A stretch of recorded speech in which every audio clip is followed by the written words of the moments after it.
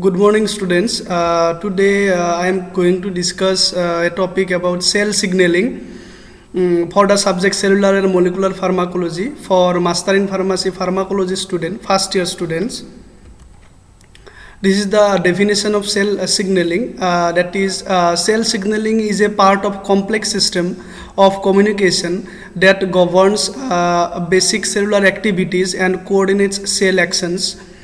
The ability of cells to perceive and correctly respond to their microenvironment is the basis of development, tissue repair, and immunity, as well as normal tissue hemostasis. Now, there are some pathways of cell signaling. First one is intracellular signal transduction pathways.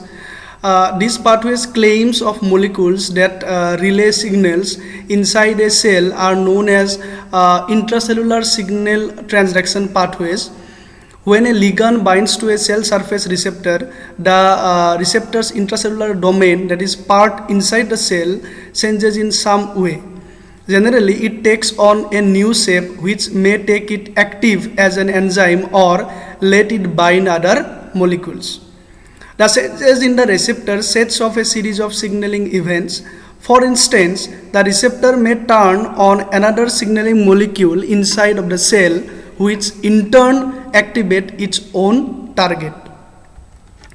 Now, a second one is autocrine signaling. In autocrine signaling, a cell signals to itself, releasing a ligand that binds to receptor on its own surface, or depending on the type of signal, to receptors inside of the cell.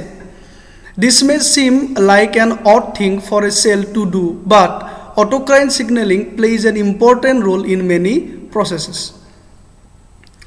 For instance, autocrine signaling is important during development, helping cells take on and reinforce their correct identifiers.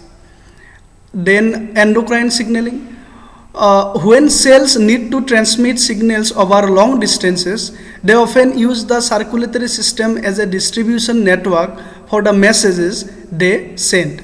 In long distance endocrine signaling, signals are produced by specialized cells and released into the bloodstream, which carries them to target cells in distant parts of the body.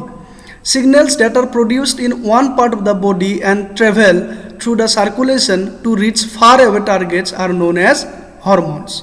So, these autocrine signaling and endocrine signaling, these are very important signaling pathways according to the cell. Now, signaling through cell-cell contact. Gap junctions in animals and plasmata in plants are tiny channels that directly connect neighboring cells. These water-filled channels allow small signaling molecules called intracellular mediators to diffuse between the two cells.